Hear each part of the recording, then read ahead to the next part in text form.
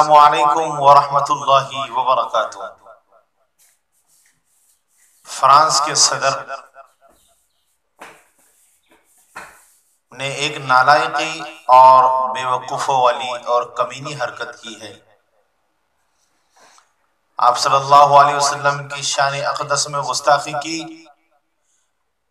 اور جہاں تک میرا انداز ہے، جہاں تک میری سوچ ہے کہ مسلمان سب کچھ برداشت کر سکتا ہے، اپنا جان مال لٹا سکتا ہے، اولاد کو کٹوا سکتا ہے، خود کٹوا سکتا ہے، لیکن شان محمد میں گستاخی برداشت نہیں کر سکتا۔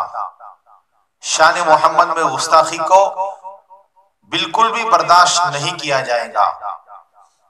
لیکن افسوس کے ساتھ میں مجھے ایک بات یہ کہنا پڑ رہی ہے کہ گزشتہ کل 12 ربیع الاول تھی، عید میلاد النبی کے موقع پر ہم کو کرنا یہ چاہیے تھا کہ جگہ جگہ پر جلوس نکالا جاتا، جگہ جگہ پر اس کی مخالفت کی جاتی، اور عید میلاد النبی کے مبارک موقع پر فرانس کے صدر کی مخالفت کی جاتی۔ اس کتے کو یہ کہا جاتا کہ تیری حیثیت جو جانور غلاظت کھاتا ہے اس کے جیسی بھی نہیں ہے، اس سے بھی کمتر تیری حیثیت ہے، کیونکہ پیغمبر دو جہان صلی اللہ علیہ وسلم کے اوپر کیچڑ اچھالنا یہ ایک کمینی حرکت ہے، اور یقیناً وہ کمینہ ہی ہے جس نے آپ صلی اللہ علیہ وسلم کی شان اقدس میں کیچڑ اچھالا ہے، برا بھلا کہا ہے۔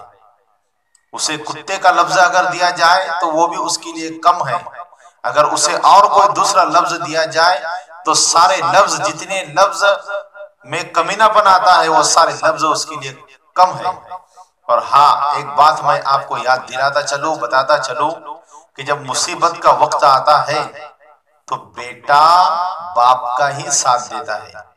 ساتھ ابھی دیا جا رہا ہے، اس کی محبت میں کچھ بولا جا رہا ہے، اس کا ساتھ دینے کا وعدہ کیا جا رہا ہے۔ صاحب، وعدے تو بہت کیے تھے، ایک بھی پورا نہیں ہوا، جو کیے تھے ان کو تو پورا کرو، بعد میں یہ فرانس کے کتے کے ساتھ میں وعدے کرنا۔ مصیبت کے وقت میں کون ساتھ دیتا ہے؟ بیٹا۔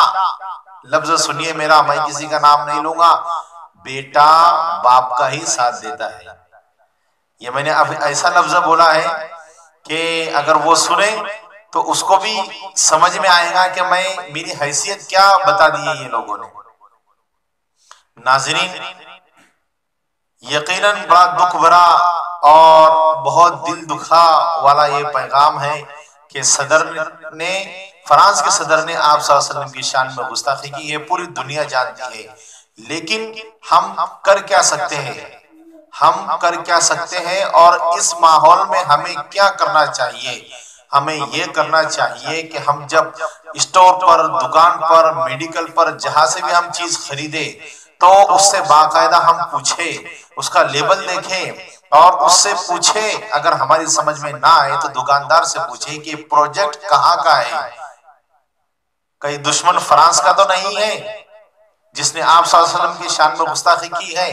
اگر اس نالائق کا، اس شیطان کا کوئی پروجیکٹ آپ کے ہاتھ میں لگتا ہے تو آپ اسے خریدیں نا، کیونکہ جب آپ اس کو مال و زر سے تنگ کریں گے اور وہ مال و زر سے پریشان ہوگا تو ہی اس کی عقل ٹھکانے آئے گی، وہ اس کے دماغ کا علاج کرائے گا۔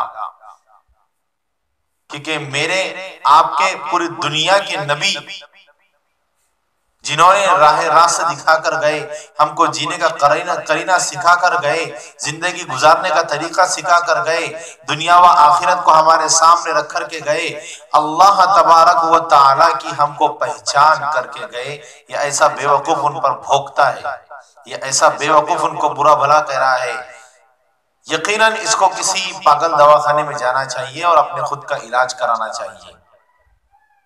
میں آپ سے پھر ایک مرتبہ اپیل کرتا ہوں کہ آپ اس کے پروجیکٹ کا بائیکاٹ کریں، اس کے پروجیکٹ بالکل بھی نہ خریدیں اگر آپ کو جانکاری نہیں ہے۔ جیسا کہ کل میں ایک دکان پر گیا تھا اور میں وہاں سے کچھ چیز لینا چاہ رہا تھا، لیکن مجھے سمجھ میں نہیں آیا تو میں نے باقاعدہ اس کا لیبل دیکھا، لیبل میں جب سمجھ میں نہیں آیا تو میں نے بالکل فوری طور پر دکاندار سے پوچھا کہ پروجیکٹ کہاں کا، یہ پروجیکٹ کہاں پر بنتا ہے، یہ چیز کہاں پر بنتی ہے۔ تو دکاندار نے تمام چیزیں سے میں نے اس سے معلومات کیا، اس نے بتایا، میں نے وہ چیز لینا اس کو کینسل کر دیا، اس کو وہ چیز نہیں لیا۔ اس کے لیے آپ لوگوں سے گزارش ہے کہ آپ اس کے مالی چیزوں پر، مال و زر پر حملہ کریں۔ حملہ اس طریقے سے ہوگا کہ آپ اس کے کوئی بھی پروجیکٹ نہ لیں، اور بہتر تو یہ ہے کہ اس کی ایک تصویر بنائی جائے، اس پر چپل کا نشان لگا کر وہ تمام امت مسلمہ میں تقسیم کیے جائے، تاکہ جو لوگوں کو معلومات نہیں ہے ان تک بھی یہ معلومات پہنچے۔ امید کہ آپ کو یہ ویڈیو اچھا لگا ہوگا اور انشاءاللہ آپ اس گناہگار کی باتوں پر عمل کریں گے۔ اللہ مجھے بھی اور آپ کو بھی توفیق عطا فرمائے۔ والسلام علیکم ورحمۃ اللہ وبرکاتہ۔